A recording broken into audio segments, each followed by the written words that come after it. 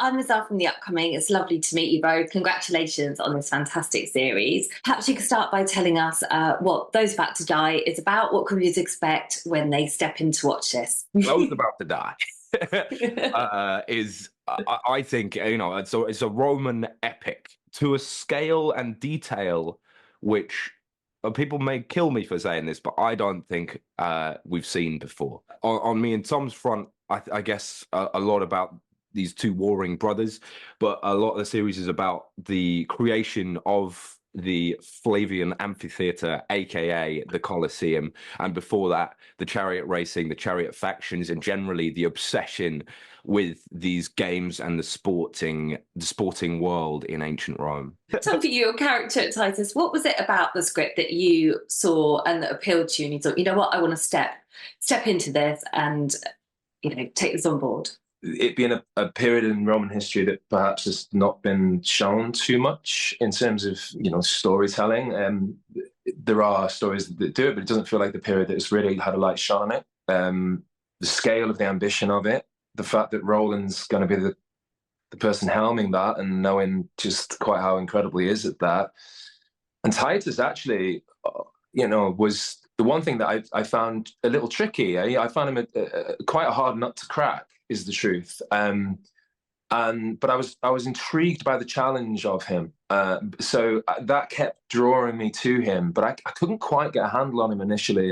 But then there were certain markers, his, I guess, emotional naivety at times, his political naivety, but his blind loyalty towards his brother. I kind of kept going back to the young boy he would have been, that's been cast in the image of his father, and kind of sacrificed his emotional development to a certain degree in order to fulfill his role as the soldier that he's expected to be, and ultimately the emperor that he would be expected to be.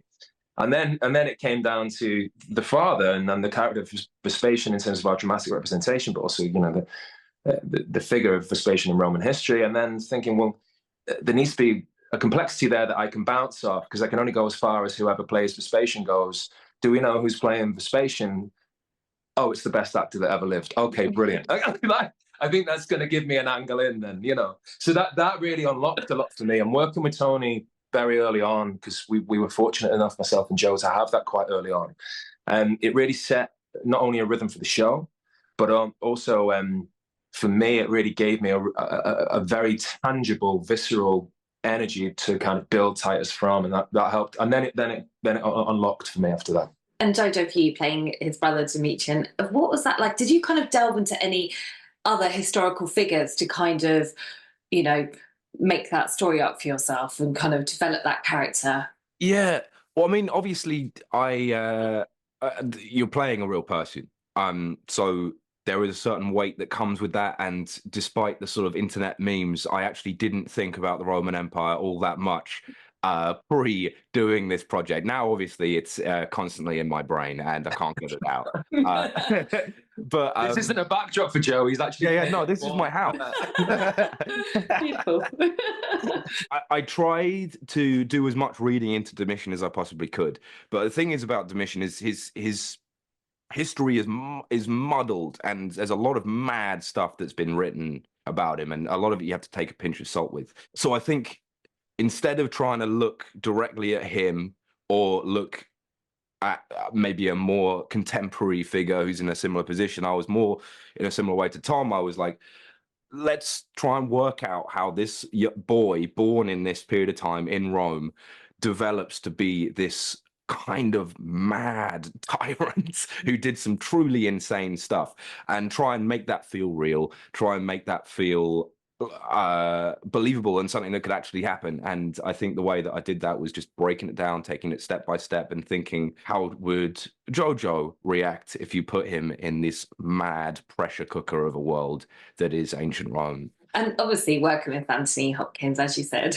having him on board, oh my God. And what was that like? And did he make you step up to the plate a little bit more? And did he offer you any kind of pearls of wisdom in terms of the way that he approached the role? I mean, obviously, you always want to be stepping up to the plate, and you always want to be giving it your all. And then you find out you're about to step into a room with Anthony Hopkins, and you're like, okay, I've got to I've got to really do something here. And so obviously my first day, I'm standing there very sweaty under the toga thinking, oh my God, he's about to walk through that door any second. What the hell am I going to say? What am I going to do in this scene? Am I good enough? What's, you know, and you have all of these anxieties going through your head. And Tony is incredible because he broke away from his sort of crew immediately, came up to me, fist bump. How's it going? Tony, you're Jojo, aren't you? And I'm like, yes, I am. Let's make some TV, baby. He's incredible. Is that what you said? Is that what Tony? Yeah, let's make some TV, baby. He was then pretty weirded out with me for the rest of it. No, he's I've never really encountered an actor of his caliber and legend status before, and did not expect him to go as far out of his way to make me feel comfortable and make me feel like I'm doing a good job stood next to Anthony Hopkins. I mean, coming home at the end of the day with that feeling, unbeatable, incredible experience. What a privilege. And for you, Tom, was it the same kind of thing? Yeah, I mean, I could tell you about it all day. You know, it really felt like such a privilege. Everything Joe said, I echo.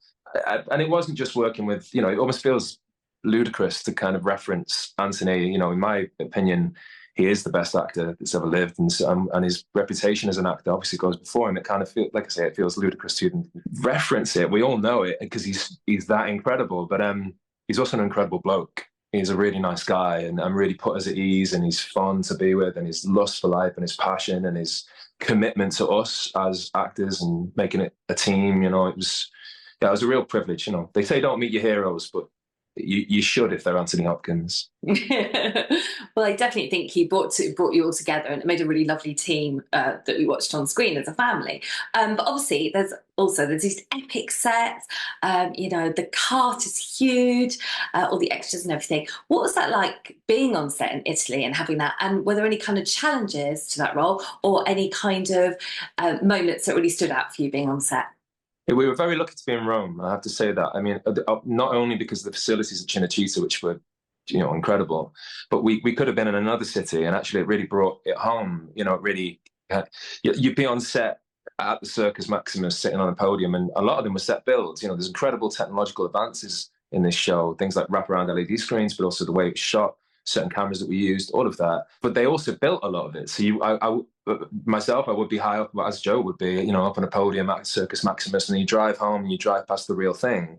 And it just kind of made it, you really connected you with the fact that it's 2,000 years ago. We can't forget that. The context of the show is very much in that period of history, but you can still go and walk up the side of Circus Maximus and sit exactly where you just pretended to sit. And that really gave it a visceral energy that was amazing.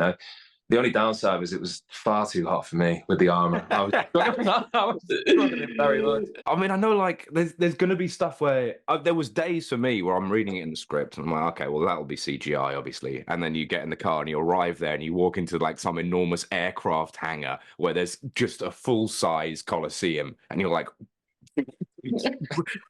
I think there's a mad thing about this show that I think is going to surprise people, where I think a lot of the stuff that you think is CGI was actually real set builds. And a lot of the stuff that you think is real set builds is probably CGI. It's a really confusing one. It's weird, isn't it? Yeah, especially the chariots, because I didn't know that was real, and it was. Yeah, absolutely mad. Those guys like trained for months, like learning how to like ride chariots with 4 enormous horses on them. It was crazy. Honestly, I trained for months learning how to sit in armor in 42 degrees. That's also true. Yeah. But what, like, truly immersive. I think that's the thing about being on one of Roland's sets, is it's like a properly immersive experience. And when you're talking about the challenges, because you're working with someone like Roland, who's such a pro and is so well versed in doing something this grand, it means there were very little. And even the stuff that you think would be scary, like standing on an enormous set, talking to what, you know, is 50,000 people, he makes you feel so comfortable and so able to play, which brings so much freedom as an actor. It's such a nice experience. I'd like to echo that as well. I think it was a long shoot, and having his focus and his drive and his ambition and it was such a thrill working with him. Yeah, he really kind of elevated you to just, you know, basically very simply do your job, but gave you the freedom to really trust that you could. And marrying that with the scale of the project, like Joe's reference, it was amazing. I adored working with Roland, I have to say.